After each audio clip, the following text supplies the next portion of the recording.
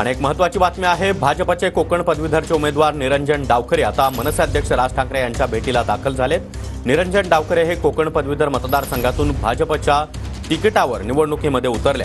मनसेकडून अभिजित पानसे यांना देखील कोकण पदवीधरमधून उमेदवारी देण्यात आली आहे आणि कोकण पदवीधर मतदारसंघामध्ये डावखरे विरुद्ध पानसे अशी लढत होण्याची शक्यता आहे। मात्र आज अर्ज भरण्यापूर्वी निरंजन डावखरे हे राज ठाकरे यांच्या भेटीला पोहोचले, त्यामुळे आता चर्चांना देखील उधाण आलेलं आहे।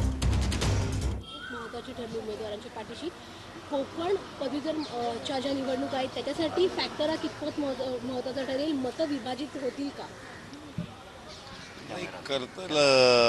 प्रत्येक निवडणूक ही त्यांची एक थिअरी असते आणि त्याच्यामुळे निश्चितपणे महायुती एकत्र असणं हे गरजेचंच आहे आणि त्याच्यामुळे महायुती एकत्र राहील असाही मला विश्वास आहे।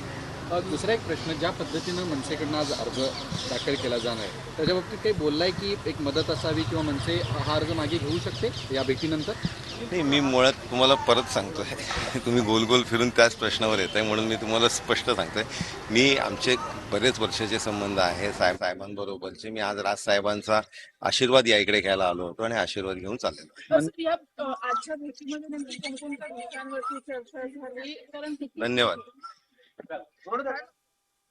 ही प्रतिक्रिया दिलेली आहे, मी राज ठाकरे यांचे आशीर्वाद घेण्यासाठी या ठिकाणी आले होतो असं निरंजन डावखरे यांनी म्हटलंय। मात्र कोकण पदवीधर मतदारसंघामध्ये निरंजन डावखरे यांचा सामना मनसेच्या अभिजित पानसे यांच्यासोबत होण्याची शक्यता आहे। त्याचबरोबर काँग्रेसचे रमेश कीर हे देखील या ठिकाणी उमेदवार आहेत। तर पदवीधर निवडणुकीमध्ये महायुती एकत्र राहील असा विश्वास निरंजन डावखरे यांनी व्यक्त केलेला आहे।